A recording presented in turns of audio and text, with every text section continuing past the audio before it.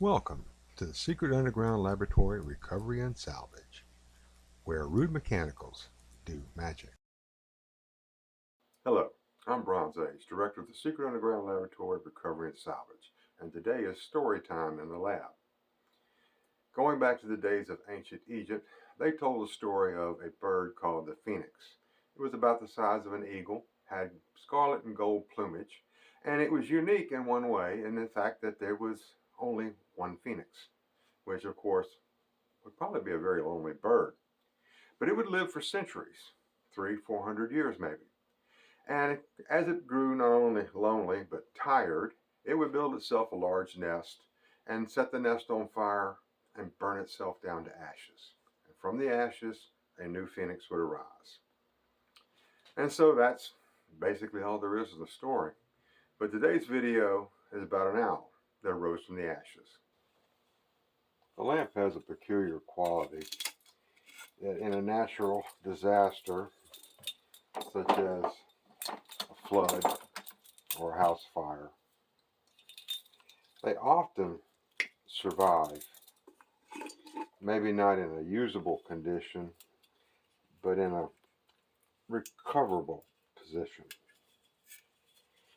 And really, after something like this, recovery becomes the most important thing. And any small piece that you can pick up and take with you and maybe restore it back to use is worth the time and the effort. After Hurricane Katrina, we had a steady stream of people who had gone to their house after it had been underwater for several weeks. And they came back with a lamp. And they wanted it fixed.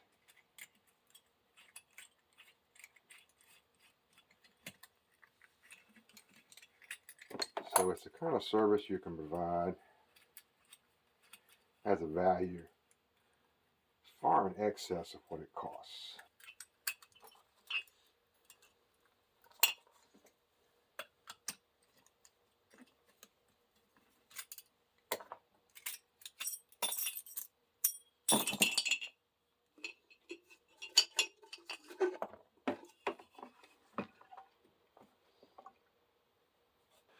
After a lot of scrubbing and some artistic discussions with the customer, we decided to leave this black in this area intact.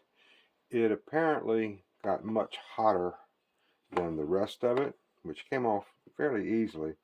This seems to have been embedded into the glaze. Anything that takes it off might be a risk of actually going through the glaze into the base ceramics. Another change is going to be made. We're not going back with a phenolic push-through socket. Instead, we'll be using a keyless socket and a cord switch.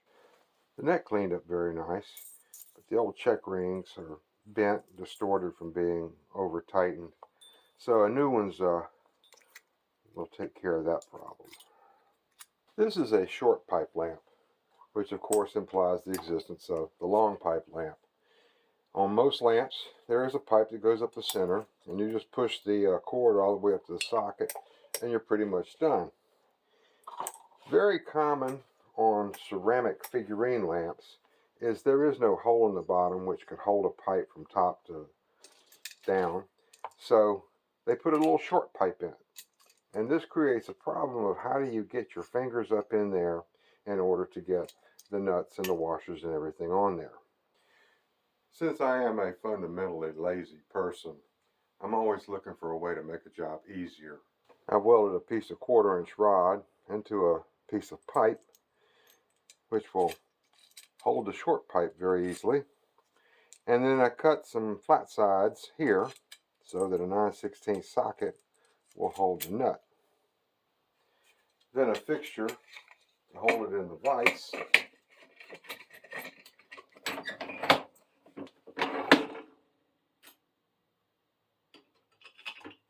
And we're ready to go to work. The assembly begins with blue thread lock on the base of the pipe. This is a thread sealer that once it sets up, which takes about 15-20 minutes, is that you will not be able to get this to turn under normal use. You can get it loose with a wrench or something.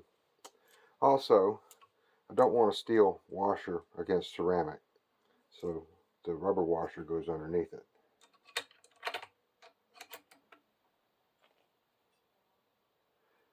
Now the thread lock is really important because if that piece were to come loose and the socket starts spinning, there's no way to tighten it without taking the entire thing apart again. I have another rubber washer to go right there, the check ring, and I'll put a nut on top. Run it down.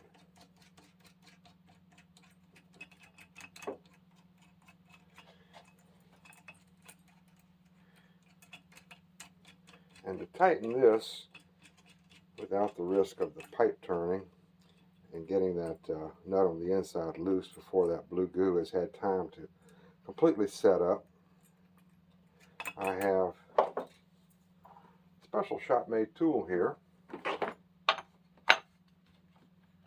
which will hold this pipe in place while I run this down with a wrench. The short pipe also presents a problem for running the wire. I always try to remember to put it through this little hole in the back, because if you don't, you have to do it all over again. But this also lets me tie a knot in the cord, and this will prevent the wires from being pulled out from underneath the screw terminals in case somebody trips over it in the dark. Of course, on a ceramic lamp, that's not good news for the lamp. Now, to get the wire up here, I use a piece of chainsaw fuel line. I prefer surgical IV tubing when I can get it, but chainsaw tubing is available at the hardware store. I slip the wire leads up in the tubing, get it as far up in there as I can, and then use it just to pull it all the way up to the top.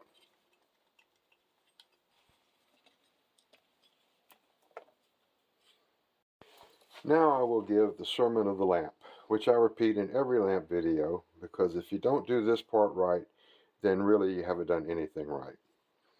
Lamp cord sold in North America comes with one side, the insulation has ridges, one side is smooth. Lamp sockets all have one brass colored screw, one silver colored screw. The smooth insulation goes around the brass colored screw. Wrap it around it clockwise so that when you tighten the screw down, it pulls the wire underneath it instead of pushing it out. And we'll notice that the tips of these wires are tinned, which means they have a little solder on them.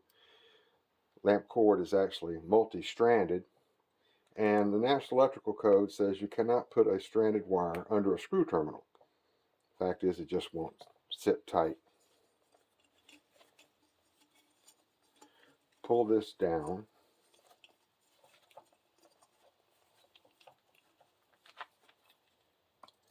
And my shell goes down over it.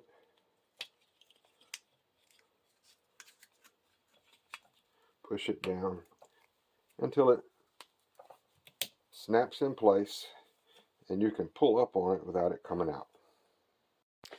The last step is to install the cord switch. And I actually have a video on every imaginable type of cord switch you could come across. And I'll put a link in the description. But the high point of that is the wire that you cut is always the smooth wire. You want to make sure you don't cut both at the same time.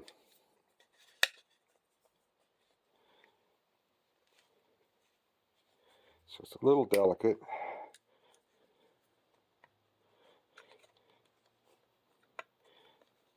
peel it back.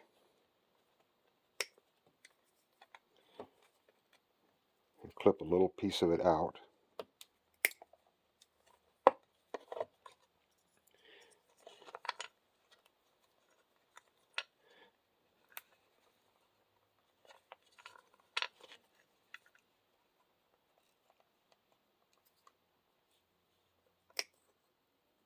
And after fighting with it longer than I really should have had to, I'm ready to put it back together. These little spikes right here are going to pierce the smooth wire, and that's what will form our switch. Press this down really tight, and there's a little nut that goes on the back. Get it in place and tighten it down. And you want to be careful not to drop this thing while you're working, because they have a ability to just simply disappear into thin air.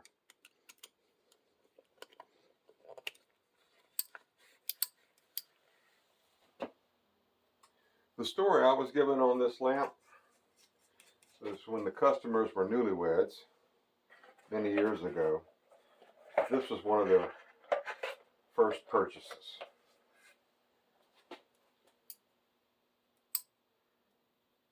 And after the fire, this is one of the few things that they could recognize that was left from everything in the house. So, if there is a lesson to be learned from the Firebird, I suppose it's when you've lost almost everything, whatever's left over is just a little more precious. So this is Bronze Age for the Secret Underground Laboratory. Thank you for sitting through this video about the Firebird, and I appreciate it if you would give me a thumbs up, subscribe if you haven't already. Any questions or comments are welcome. I respond to all. And again, thank you for watching.